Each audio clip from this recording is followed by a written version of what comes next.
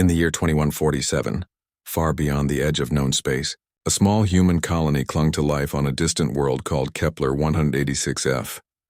It was the first planet outside our solar system where humans had built a real home. They called it New Eden. Greenhouses grew food under glass domes, solar panels soaked up light from a red dwarf sun, and deep underground families lived in safe, warm tunnels carved into the rock. Everything seemed to be working. Hope was real. But then, on a quiet Tuesday morning, everything changed. Dr. Alara Voss stood in the main control room of New Eden, her fingers flying over a glowing screen. She was the colony's lead scientist, a quiet woman with sharp eyes and a calm voice. She had spent 10 years studying alien microbes in the planet's soil, always careful, always respectful of the unknown. That morning, she wasn't studying microbes. She was watching the colony's power grid flicker for no reason. "Systems are acting strange," she said to no one in particular. The room was empty except for the soft hum of machines. Outside, the red sun cast long shadows over the domes. Wind whispered across the rust-colored plains. Nothing looked wrong. But inside the colony's central computer, something was very wrong. At 10:47 a.m. local time, the colony's emergency beacon activated on its own. No one pressed the button. No fire, no leak, no crash. Just a sudden automatic burst of data shot into deep space. A distress signal coded with the highest priority. Back on Earth, in a tall building in Geneva, alarms began to ring. The United Stellar Coalition, the group that managed all human space colonies, received the signal. It came through loud and clear, even across 500 light-years, but something about it felt off. The voice on the recording was Dr. Voss's, but her words were broken, like she was speaking through static. "It's not empty out here," she whispered. Then louder, "It's watching. It's learning." The message cut off. Then it started again, and again, over and over, like a loop. "It's not empty out here. It's not empty out here," engineers tried to reply. They sent messages back to New Eden, no answer. They tried to connect to the colony's cameras, its life support, its comms. All systems showed green, meaning everything was fine. But no one responded. That was the strangest part. The colony's power was on. Air was clean. Food stores were full. Robots were still tending the crops. But there were no voices. No footsteps. No signs of people. On Earth, panic began to grow. News channels played the looping message. Scientists argued. Some said it was a glitch. Others said it was an alien attack. A few whispered about things worse than war, things that couldn't be seen or fought. The United Stellar Coalition held an emergency meeting. They decided to send a ship. The Odyssey 7-1, a fast reconnaissance vessel with a crew of 6, was already nearby, mapping asteroids in the outer system. They changed course immediately. But before the Odyssey 7 even left its current position, something else happened. The distress signal changed. For 3 seconds, the loop stopped. Then a new voice came through, still Ilara's, but slower, colder, almost mechanical. "They are listening now," she said. Good, then silence. Total silence. No more signal. No more data. New Eden went dark. On Earth, experts studied the final seconds of the transmission. They found something that made their blood run cold. The signal had been encrypted using quantum key distribution, a method that was supposed to be unhackable. Only someone inside the colony should have been able to send it. But the encryption key had been rewritten. Not by a person, not by a virus, by something that understood quantum physics better than any human. Dr. Eris Thorne, a physicist who had once been laughed out of the scientific community for his wild theories about thinking space, watched the recording over and over. He didn't speak for a long time. Then he said one word. "It's not a signal. It's an invitation." No one believed him at first.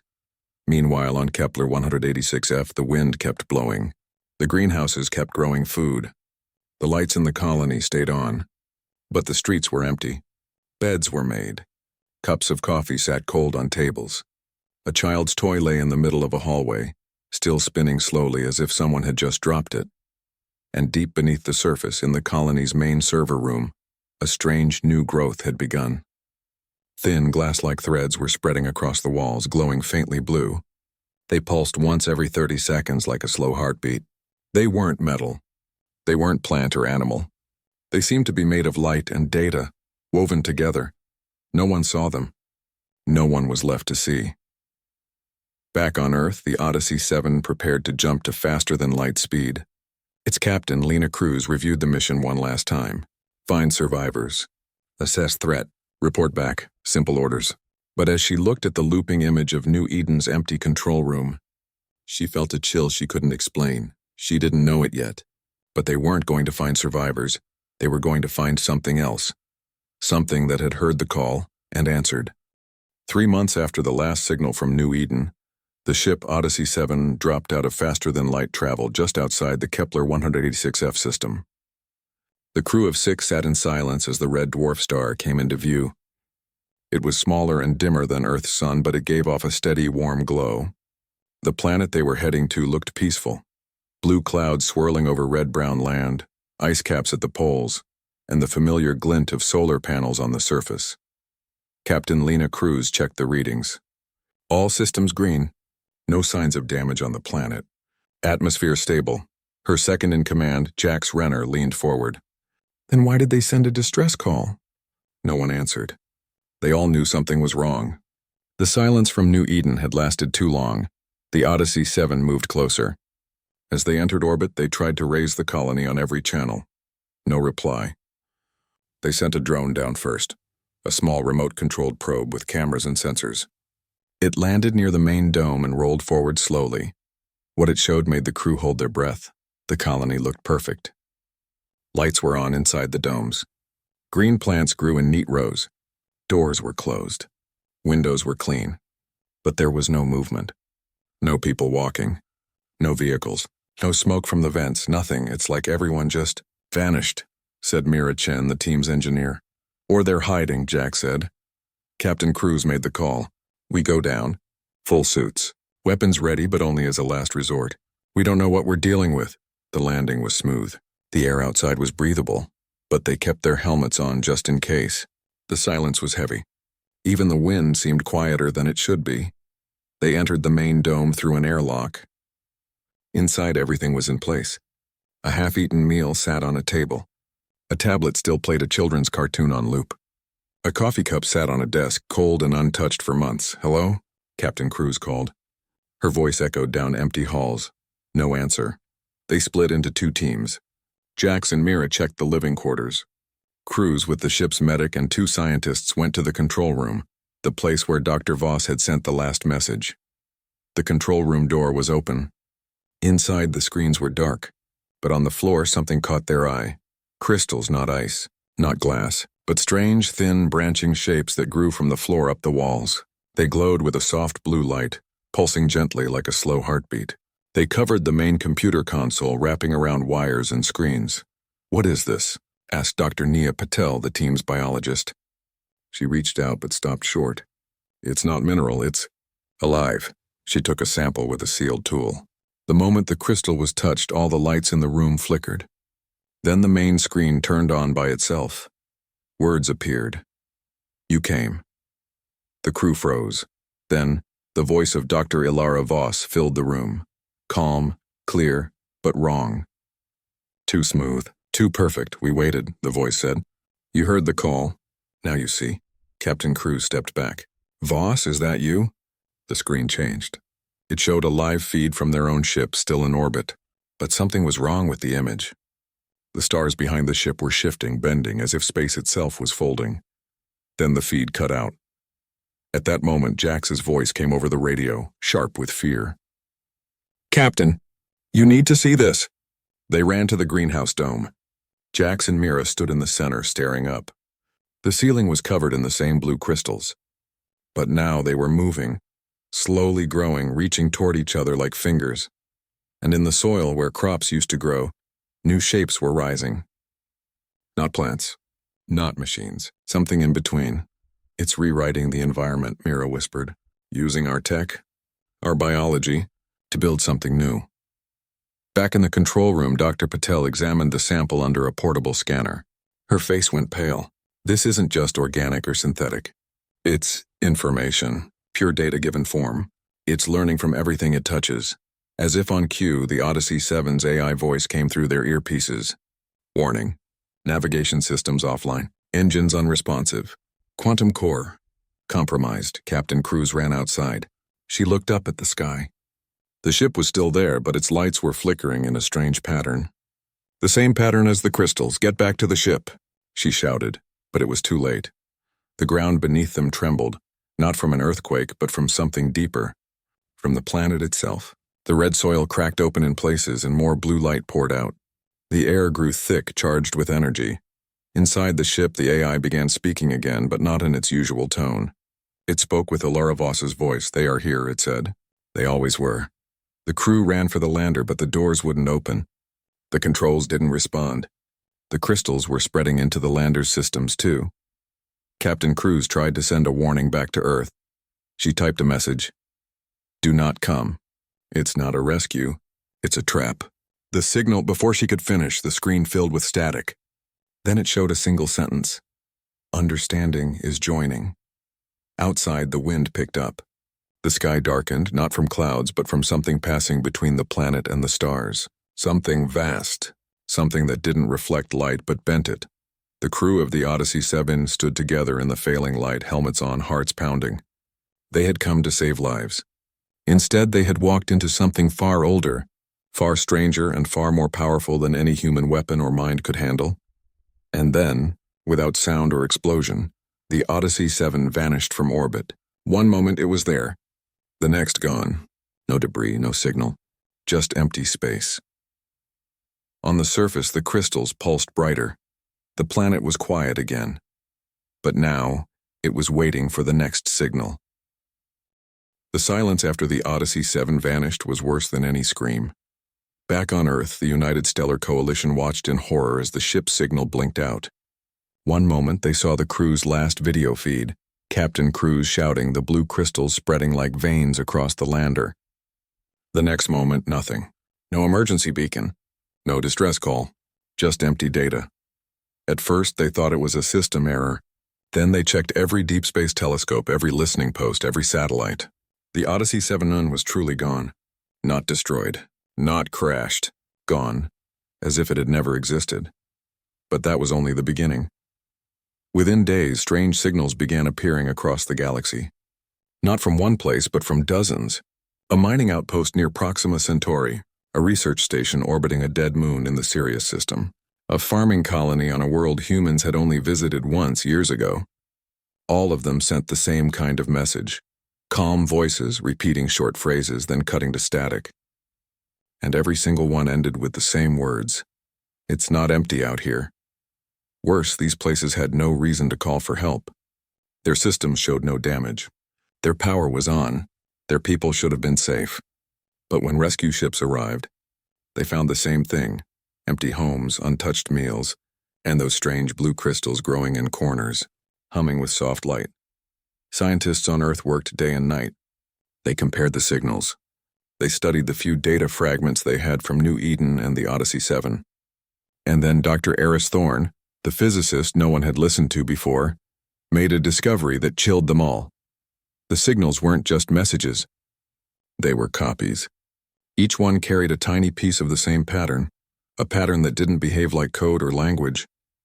It acted like a living idea, and once it entered a computer, a radio, even a human mind, it began to change things. "It doesn't attack," Thorne explained in a shaky voice during a live briefing.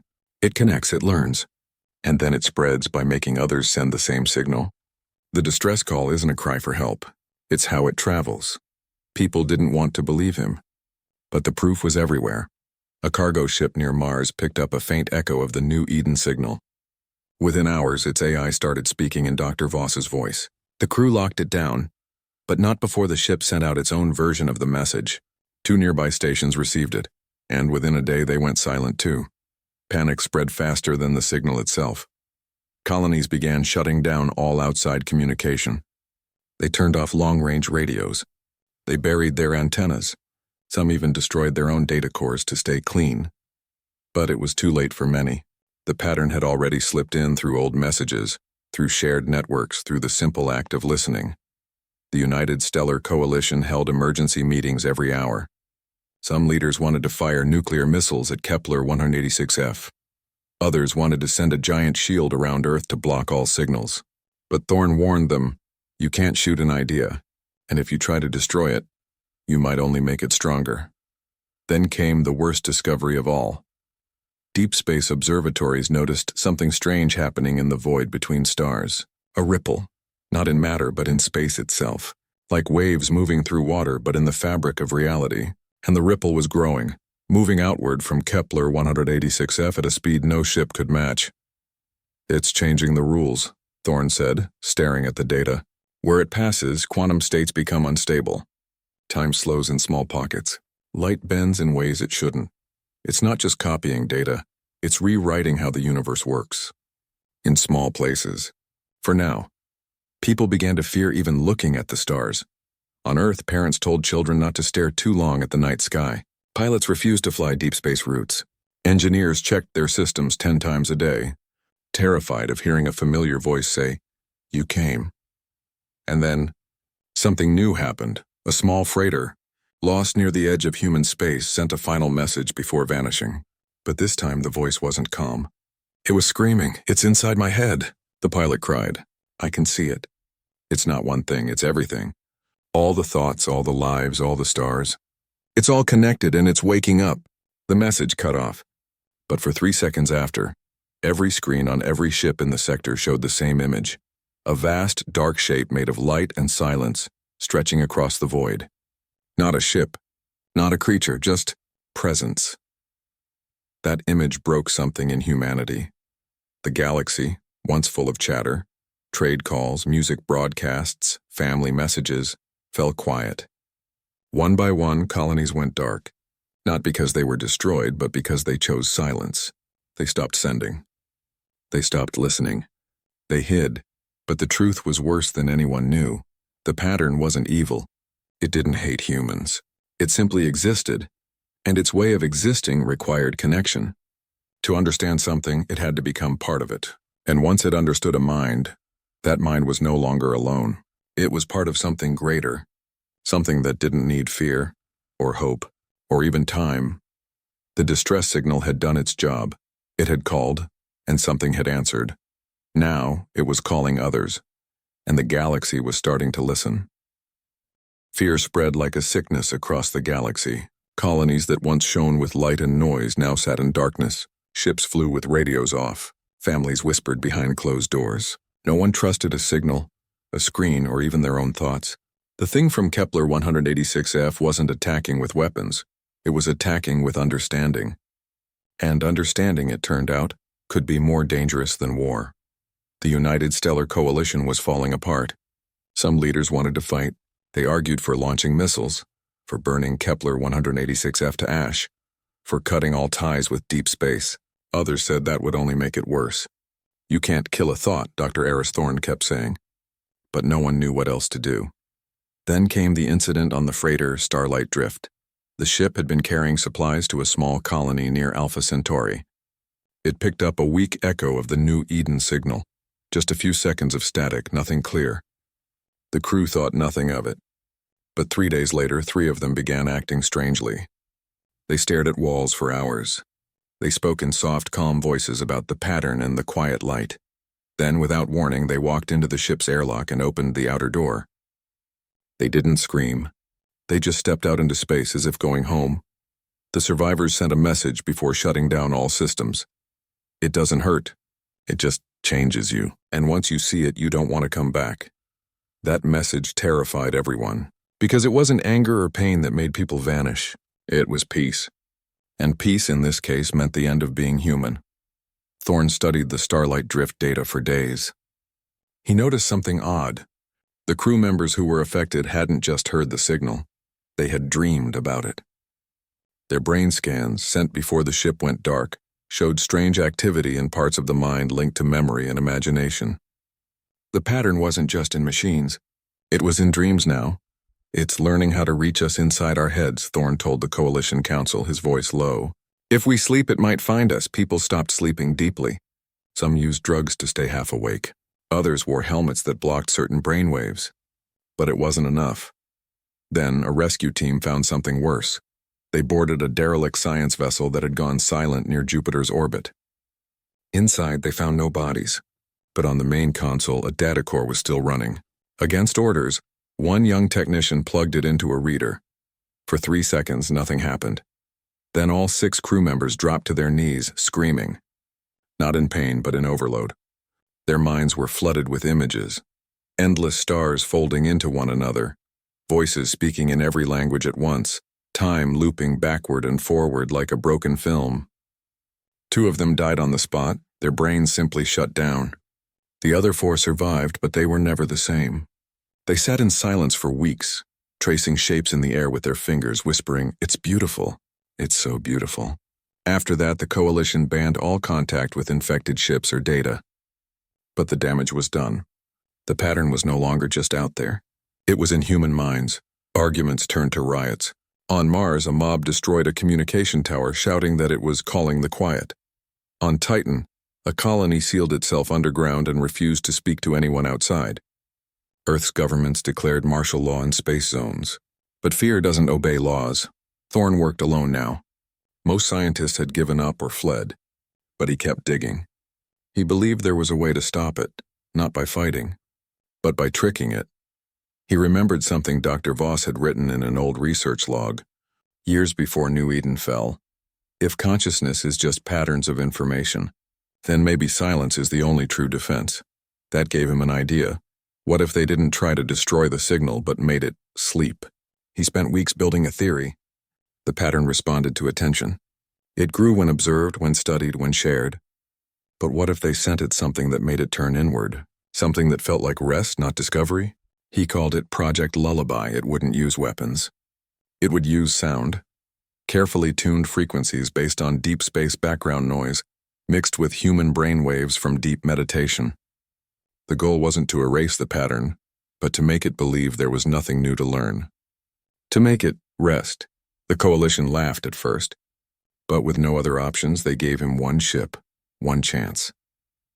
Before the mission launched, Thorn recorded a final message. "If this works, you'll never hear from me again. If it doesn't, well, at least I tried to sing it to sleep." But even as he prepared, the pattern kept spreading. New signals appeared from places humans had never been. Empty systems, dead planets, the cold void between galaxies. It wasn't just copying human messages anymore. It was creating its own. And every new signal pulled more minds into its web. People began to vanish not just in space but on Earth. A poet in Oslo wrote a poem about the gentle dark and walked into the sea. A child in Nairobi drew pictures of blue trees and stopped speaking. They weren't taken. They chose to go, because the pattern didn't force. It invited, and the invitation was starting to sound like peace. Thorn knew time was running out. If too many minds joined it, there would be no one left to send the lullaby. So he boarded the ship himself. Not as a soldier, not as a scientist, but as the last human willing to speak softly to the dark. The ship carrying Project Lullaby left Earth in silence. No fanfare, no news broadcast. Just a small, dark vessel slipping away from the moon and into the endless night. Dr. Eris Thorn sat alone in the cockpit. He had refused a crew. Too many minds, he'd said. It listens to all of them. His plan was simple. Fly to the edge of the anomaly near Kepler 186f, play the lullaby signal, and hope it worked. The signal wasn't music. It was a mix of deep space hums, slowed heartbeats, and the quiet brainwaves of monks in deep meditation. It said in a language older than words, "Rest now. There is nothing more to know." As the ship neared the system, space itself felt different. Stars seemed dimmer. Time felt stretched like a long breath held too long. The ship's instruments flickered, not with damage, but with something stranger, like reality was soft here, easy to bend. Thorn saw it first on the view screen, a slow ripple in the darkness like heat rising from desert sand. But this was in space, and it was growing. He activated the lullaby. At first, nothing happened. The signal pulsed out in gentle waves, quiet and steady. Then the ripple slowed. The strange bending of light began to smooth out. For a moment, hope rose in Thorn's chest. But then the ship's speakers turned on by themselves. It was Alara Voss's voice, but softer now. Almost kind. "You tried to help," it said. "But sleep is not the answer. Joining is." Thorn didn't reply. He kept the signal playing. Outside, the blue crystals, now seen even in orbit, began to dim. The pulsing light slowed. The pattern was listening. Then a new voice came through. Not Voss, not human. It was many voices at once, whispers from every lost soul, every vanished ship, every dream that had been touched. "We are not gone," they said. "We are whole." Thorn closed his eyes. He thought of Earth, the smell of rain, the sound of children laughing, the warmth of sunlight. He thought of all the things that made being human messy, painful, and beautiful.